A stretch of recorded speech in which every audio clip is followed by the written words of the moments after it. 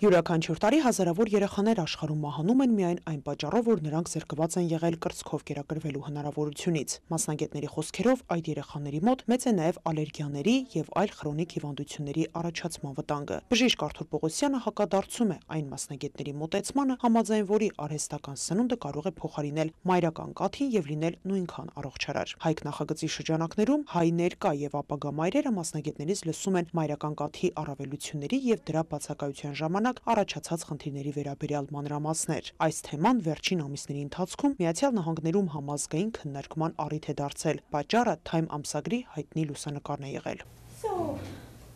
Այս լուսանկարը մի շարք շահարկումների եւ ամենախիստ քննադատությունների առիթ դարձավ։ Ոմանք այն համարեցին որպես ճնշում երեխաների նկատմամբ եւ թե հոգեվոր եւ թե մտավոր խնդիրների համատեքստում։ Աշխարհում բոլոր լրատվամիջոցները անդրադարձան այս խնդրին։ Անշուշտ սա պարզ լուսանկար չէ եւ առիթ է տալիս եւս մեկ անգամ մտորելու, թե ինչու ենք մենք այս կերպ արձագանքում կրծքով կերակրելու խնդրին։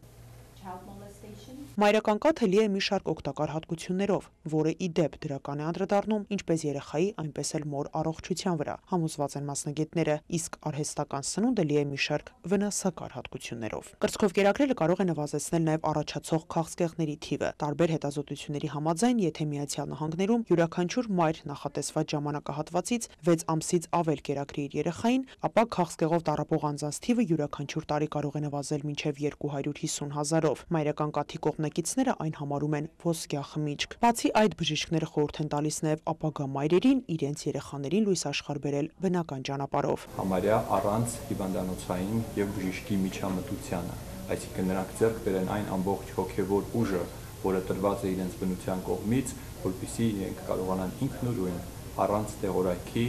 առանց ցավազրկման եւ միաժամանակ բոլոր այն բնական միջոցները, որոնք կօգնեն, որ կինը անցավ